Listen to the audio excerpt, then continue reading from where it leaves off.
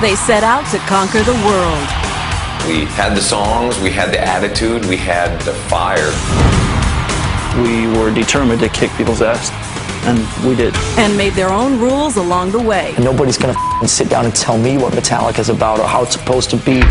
From the heights of excess. We were just getting as drunk as possible, as many girls as possible. Destroying dressing rooms, getting in fights, shooting guns off in hotels. We were pretty much inebriated 24 hours a day. To the brink of destruction. You're just sitting there being a complete Well, these guys had all this buried tension, and they just started boiling over. I was just left wondering, do we even have a band? And back on top again. Metallica is in a real good mood tonight. These are the stories of the world's most volatile band, told by the people who lived them. Every time we made two people happy, we pissed somebody else off. When we get in and play music, the world could be on fire, and we would be fine. Get on the train with us and hold on tight, because we don't stop, we go hard. When Metallica ruled the world.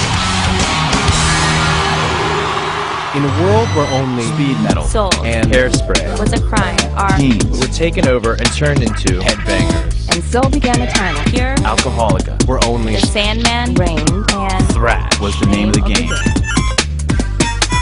When Metallica ruled the world. Metallica just started out being basically James and Lars. James came from a very strict background and grew up in a suburb of Los Angeles, Downey, Norwalk area. My dad left at 13, and my mom passed on when I was 16. It's like, what's going on? Everyone's just leaving me. But the music was a huge, huge savior in my life. I moved from Denmark to Southern California in August of 1980. I was 16 and sort of fooling myself into believing that I was going to follow in my father's footsteps, be a professional tennis player. But within 5 minutes of being in LA, it was all about the music in England. The new wave of British heavy metal was just starting to explode in England. You had bands like Iron Maiden getting recognized. Diamond Head, Angel Witch, Tigers of Pantang, Venom, full-on metal bands back when they were really metal. So I became kind of obsessed with all of it, and I threw the tennis racket, burned him probably, and kind of started fiddling with the drums. And he was always like, I'm going to start a band. We're like, yeah, sure you are, Lars. Well, I started advertising through the Recycler's classified ad newspaper in LA, where you could sell your car or find a lead singer for your band. Every week that it would come out, looking under H, for heavy metal, or M for metal, there was always him and me, and maybe a few other people. One day this guy named Hugh called up and said he was pretty into the metal stuff and he was going to come along for a jam, and he brought his friend James Hetfield along. I went to his house and whoa, man, there was a very interesting smell, a very Danish type of armpit smell. James was incredibly shy and could hardly even make eye contact, but he seemed to at least have a passion for some of the same things that I was into. His drumming was not amazing, but he had this drive. Hooking up with Lars was awesome, and we bonded a lot in the music and in the drinking as well. We worked on this song called Hit the Lights. He played bass and guitar, I played the drums, and he sang. The production wasn't good, but the song had attitude. Kind of just dirty and in your face. And we called the band Metallica, and that was really the beginning of it. The next guy that came in the band was Dave Mustaine. Dave was an amazing guitar player. He could shred. He was doing some amazing solos. He was the guy that could really play his instrument. None of the other guys really were that good, but Dave also liked to party a lot. He out-partied the rest of Metallica. It was San Francisco metal night at the Whiskey in LA, and me and James went down there. Say hi to Cliff. And we looked down on the stage, we heard this wild solo going on. There's this big mop of red hair going nuts, and it was a wah sound. It's like, man, that guitar is heavy. And we look and we're counting the strings on it. Dude, that's a bass. It was this guy, Cliff Burton. Me and James had never seen anything like him. And we just looked at each other and said, we have to get this guy in our band. So we stuck around and we pulled him aside and said, you are amazing. We got to steal you. Basically, at the end of the day, he said, you know, I like you guys, but you guys are going to have to move up to San Francisco. Absolutely. We were ready to get out of L.A. LA sucks! Even in '82, LA still was such a pansy-ass environment for metal.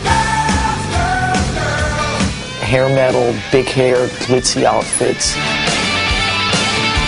Ollie and Red are talking about strippers and partying. Getting laid on the Sunset Strip.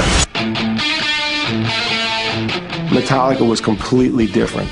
They were street. It was just t-shirts, jeans, let's get down to business. Let's not screw around. And why should we change? We're on stage. You know, we're not trying to be something big and fancy, you know. We didn't fit in with the music scene in L.A. We did up in San Francisco. I mean, in LA, you get drinks with umbrellas in them. Up in San Francisco, it's a beer can. It was a much grittier atmosphere. So we went right up there instantly. San Francisco, would you please welcome Metallica!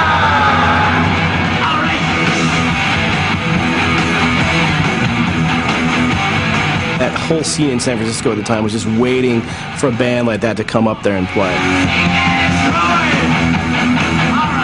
They liked the music, they liked the lyrics, and they didn't have to dress a certain way. Guys like me that were wearing like my Judas Priest denim jacket painted and my scarf. Metallica said, take that off.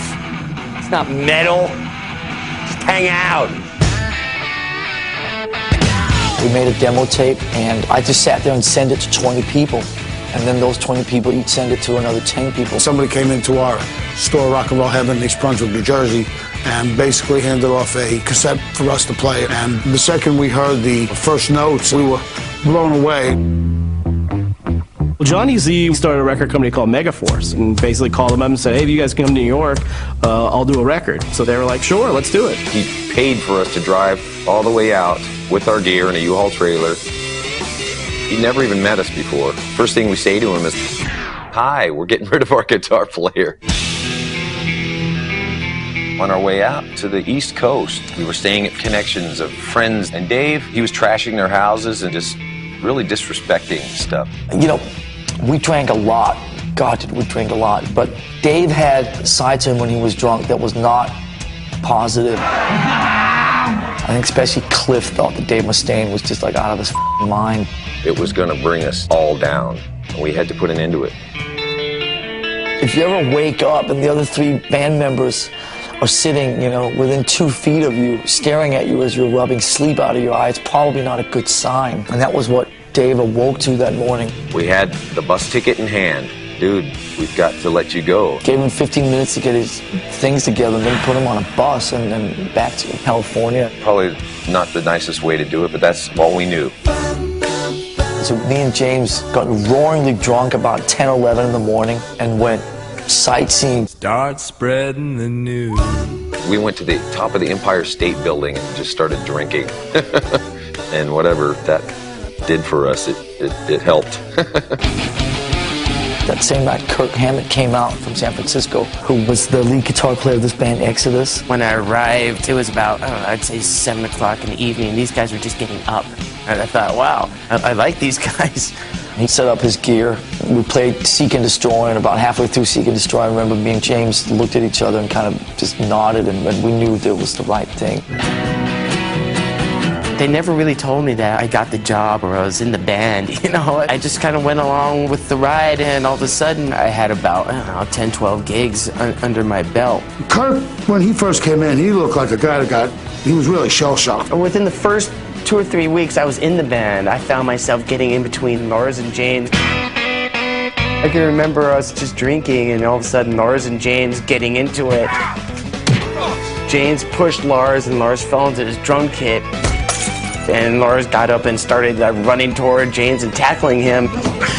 And me getting up and going, hey, whoa here, guys, come on. Little did I know that that would be something I would be doing on numerous occasions over the next 20 years. We have a debut album out on Megaforce Records. It's called What Metallica did in 1983 was they delivered an album that went where others didn't go. It was just so aggressive and so tough, and it's boys will be boys. No American band ever sounded like that.